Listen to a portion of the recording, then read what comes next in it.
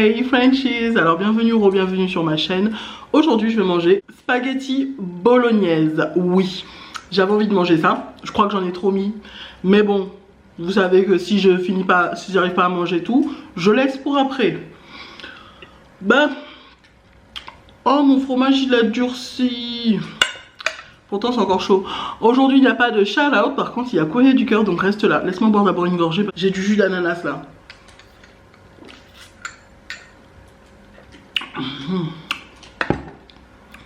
Bon, goûtons.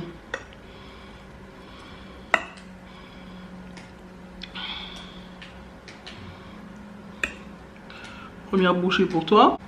Fais à... Non.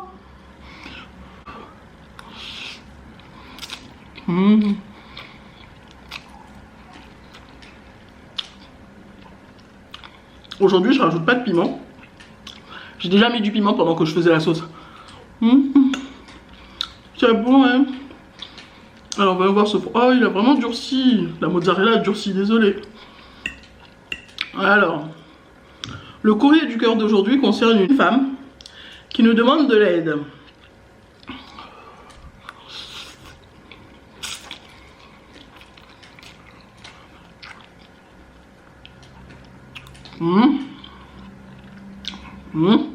Alors, cette femme nous demande de l'aide parce qu'elle rencontre un problème, tout simplement. Alors, il faut dire que elle a 29 ans. Elle a 29 ans et elle a besoin de notre aide. À toutes et à tous. Il y a quelques mois, tout allait très bien. Parfaitement bien. Elle est en couple avec son chéri de quelques années déjà. Tout se passait merveilleusement bien. Ils avaient des amis en commun. Tout se passait très bien. Un couple normal, amis en commun, sorti. Elle est tombée enceinte.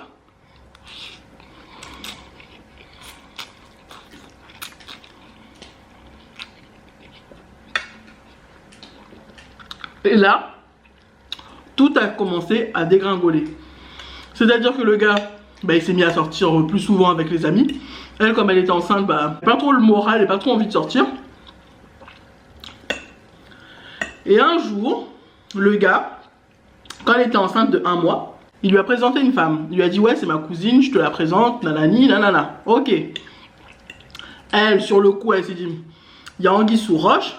Depuis qu'on sort ensemble, depuis qu'on est ensemble, c'est maintenant que je suis enceinte, que je porte son enfant, qui me présente sa cousine.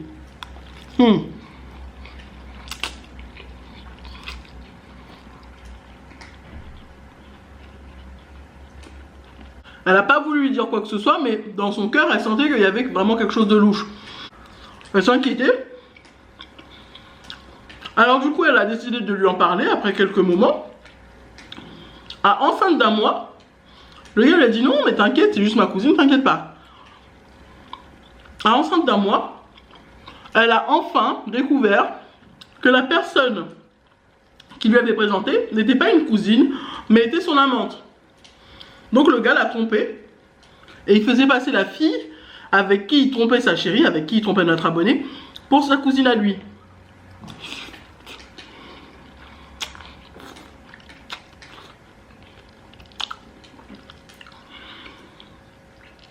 Le plan de malade, quoi.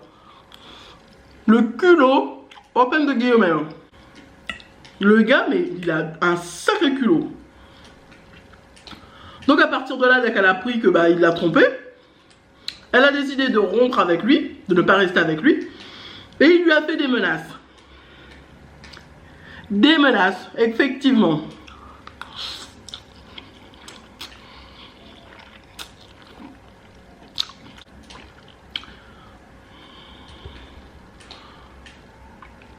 Il lui a dit oui.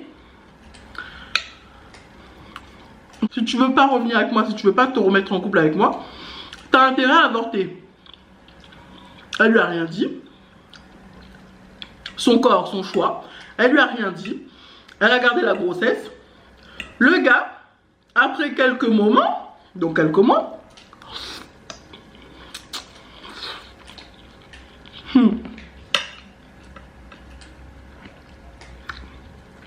Il est quand même terrible, hein, ce mec. Hein. Après quelques mois, elle a donné naissance à une jolie petite fille, toute mignonne. Elle a accouché avec sa famille à elle. Elle s'occupe clairement toute seule de son enfant. Le gars, il n'a jamais été là. Il s'est jamais soucié d'elle, de la petite. Et clairement, il s'en foutait royal parce qu'il filait le parfait amour avec son amante, sa nouvelle chérie, quoi.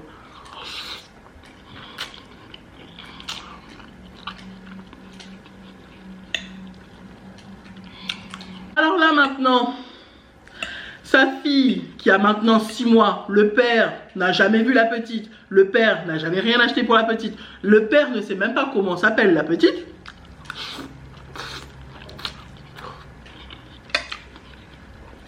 Revient tout joli, tout frais comme un cœur, comme une fleur.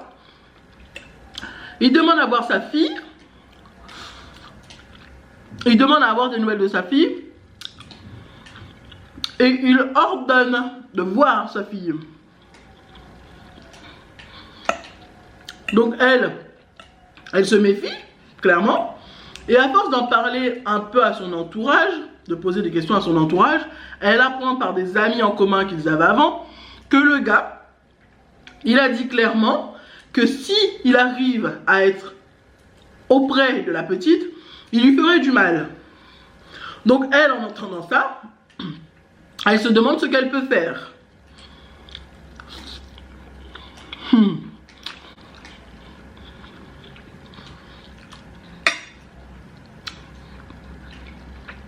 Mets ton commentaire. Je te laisse le temps d'écrire ton commentaire. Tu mets pause. Tu mets ton commentaire et je donne mon conseil juste après. Je bois un coup.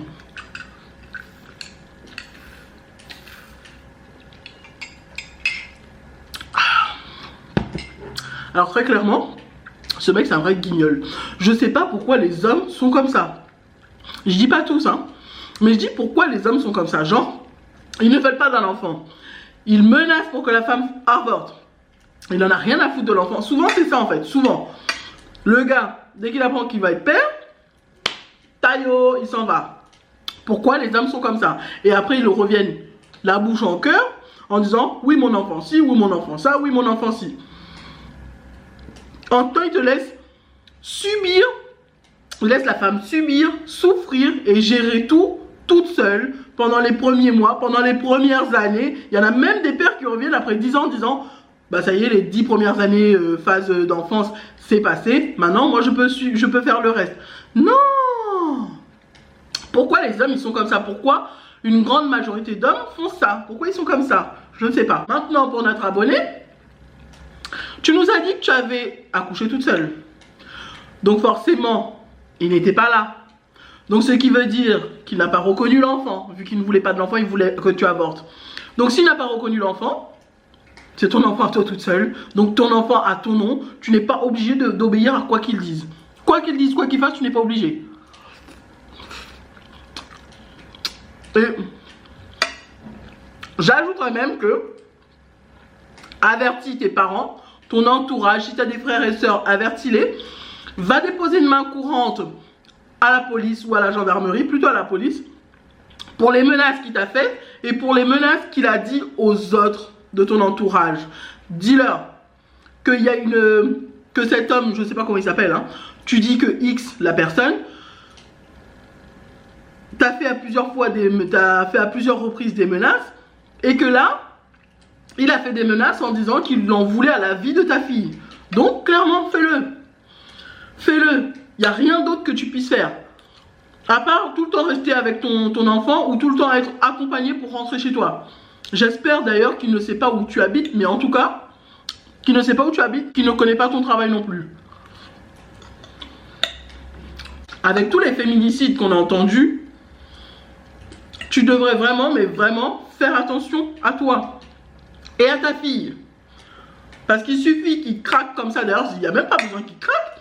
Le gars, il fait des menaces. Il dit à qui va entendre qu'il en veut à la vie de ta fille. Il va pas craquer, il est déjà comme ça. Donc, le mieux à faire, c'est dépose plainte. Sécurise toi et ton enfant. Ne rentre jamais seul de ton travail chez toi avec ta fille. Jamais. fais-toi toujours accompagner par quelqu'un. Soit un collègue que tu payeras petit à petit, ou par quelqu'un de ta famille. Mais ne rentre jamais seul. Ne sois jamais seul. Parce que ce genre de mec, il attendra la moindre occasion, il va voir tes routines, il va voir comment tu vas faire, et le moment où tu seras seul, bim, il va te tomber dessus.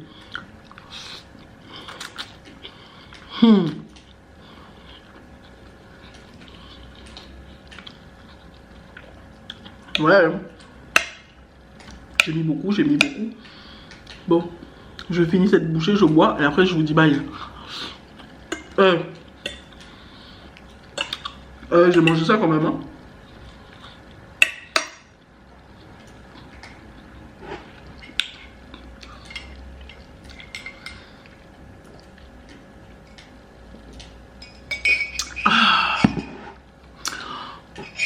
Il est bon ce jus d'ananas là. Bon, c'est tout ce que j'ai à dire. Fais gaffe à toi. Avertis les gens de ton entourage pour avoir du soutien.